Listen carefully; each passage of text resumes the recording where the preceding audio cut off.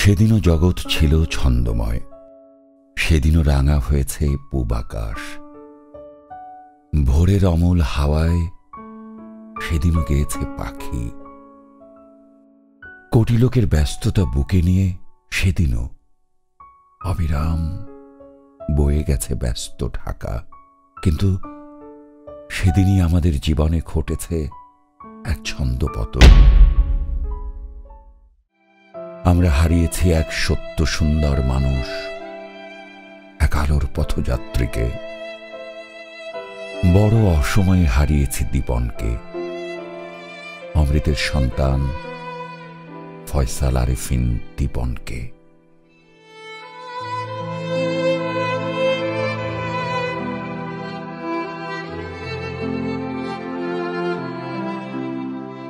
বইয়ের উষ্ণতায় শৈশব বেড়ে উঠেছিল দীপন। নিজে পড়তে ভালোবাসত। বইয়ের সেই মায়াময় দুনিয়ার সাথে আজন্ম সম্পর্ক থেকেই দীপন জেনেছিল যে মানুষের ভেতরে প্রদীপ জ্বালাতে হলে বইয়ের বিকল্প নেই। তাই বিশ্ববিদ্যালয়ে পড়ার সময় থেকেই সে দেখেছিল নিজেকে প্রকাশনীর সাথে জড়িত করার স্বপ্ন, আর হয়েছিল তাই। দীপনের চেষ্টা ছিল এবং আমারও চেষ্টা ছিল কি করে মধ্যযুগের দিকে, আধুনিক যুগ থেকে মধ্যযুগের দিকে যে যাত্রা আমাদের দেশের, এইটাকে উল্টানো যায় এবং আধুনিক যুগ অবলম্বন করে কি করে ভবিষ্যৎ নতুন যুগ সৃষ্টি করা যায়। এই চিন্তা থেকে জাগৃতি প্রকাশনীর নামে রেনেসাঁস অর্থে জাগৃতি কথাটা গ্রহণ করা হয়েছে। ছাত্র অবস্থায় দীপনকে আমাকে মানে অগ্রসর, প্রগতিশীল অগ্রসর মনে একটা ছেলে, এইটুকু আমার মনে হয়েছে সবসময়। আমার কেন যেন মনে হতো যে গ্রামের থেকে যারা আসে একটা বিশেষ সম্পর্ক তার তৈরি হতো। এই তিনটে জিনিস এক জায়গায় করলে নিঃসন্দেহে পরবর্তীকালে দীপন, ছাত্র অবস্থার পরবর্তীকালের দীপন, 2015 সাল পর্যন্ত দীপন প্রগতিশীল একটা মানুষ। গান এবং বই পাগল ছিল, এই দুটো জিনিসের প্রতি তার খুব আসক্তি ছিল। একটা প্রকাশক যার সাথে জ্ঞান বিজ্ঞানের বিভিন্ন শাখা নিয়ে, গান কবিতা নিয়ে কথা বলা যেত। দীপন চেয়েছিল বই হোক মানুষকে মুক্তির বার্তা এনে দেওয়া এক অনন্য বাহন। তাই মূলধারার বাইরে গিয়েও মুক্তিযুদ্ধ, সমাজ চিন্তা, রাজনীতি নিয়ে দীপন বই প্রকাশ করেছে। সব ধরনের বইয়ের প্রতি অত্যন্ত যত্ন নিয়ে কাজ করত, যেমন ছোটদের বই তেমনিভাবে বড়দের বই। যে লেখকের বই প্রকাশ করে আজকে এই পরিণতি তাকে মেনে নিতে হয়েছে, তার মতবাদ অনুসরণ না করলেও দীপন আসলে চেয়েছিল যে যারা এভাবে একটু অন্য মতবাদে বিশ্বাসী অথবা মুক্ত চিন্তার যারা কাণ্ডারি, তাদেরকেও উৎসাহিত করা এবং একটা প্ল্যাটফর্ম দেয়া, যে তাদের বইগুলি সাহসের সাথে প্রকাশ করার দায়িত্বটুকু সে নিয়েছিল। নিজের কাছে দীপনের অঙ্গীকার ছিল, দীপন চেয়েছিল এ সমাজ পাল্টাক, এ সমাজ সহিষ্ণু হয়ে উঠুক, মতের অমিলকে, এমনকি বিরুদ্ধ মতকেও এই সমাজ শ্রদ্ধা করতে শিখুক।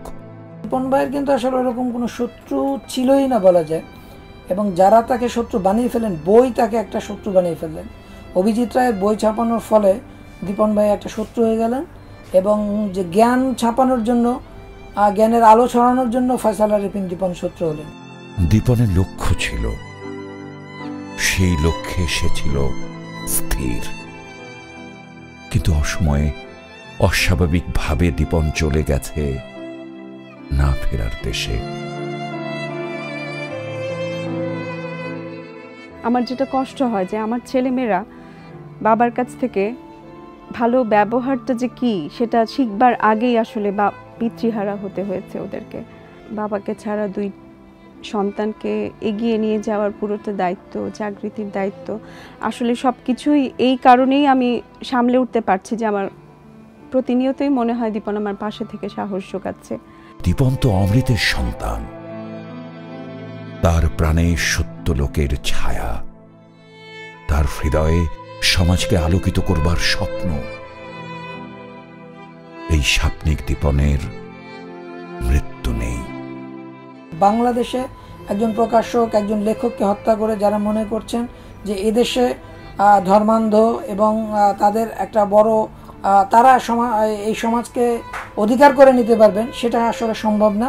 একটা মানুষকে মেরে ফেলা যায়, তার আদর্শকে কখনোই হত্যা করা যায় না। দীপনেরা থাকে না, তাদের বুকের রক্তে লেখা দেশ থেকে যায়। দীপনেরা থাকে না, অবিনাশী সত্যের মতো তাদের স্বপ্ন থেকে যায়। আজকে দীপনের মৃত্যুর পরেও জাগৃতিকে রক্ষা করার চেষ্টা করা হচ্ছে। বাংলাদেশে অনেক প্রকাশক আছেন, কোনো কোনো প্রকাশক যদি দীপনের এই স্পিরিটটাকে ধরেন, তাহলেই বাংলাদেশে উজ্জ্বল নতুন ভবিষ্যৎ সৃষ্টির সূচনা হবে। শুভবুদ্ধির উদয় হোক। শুভবুদ্ধির উদয় না হলে বিচার করে বহুজনকে প্রাণদণ্ড দিয়ে, জেল দিয়ে, ফাঁসি দিয়ে কি হবে? এইসব কথাই আমি বোঝাতে চেয়েছিলাম। অবস্থা যেমন ছিল সেই দিন, আজকে 1 বছর পার হওয়ার পরেও কোনো দিক দিয়ে অবস্থার উন্নতি হয়নি। আমি দেখছি মুক্তিযুদ্ধের চেতনার ওই যে দুই বিষয়, বৈষম্যহীন অর্থনীতি, সমাজ, রাষ্ট্র, অসাম্প্রদায়িক মানুষ কাঠামো, এটা বিনির্মিত হয়নি। এখনো সময় আছে এই প্রক্রিয়াটাই হাত দেওয়া। দীপন তাদের একজন। দীপনের মতন অমৃতের এই সন্তানের কথা ভেবেই বুঝি রবীন্দ্রনাথ ঠাকুর লিখেছিলেন, তার দৃষ্টি, তার সৃষ্টি, তার চরিত্র মৃত্যুকে পেরিয়ে, মৃত্যুর মধ্যে গিয়েই যারা অমৃতকে প্রমাণ করেছেন, তাদের দানেই দেশ রচিত।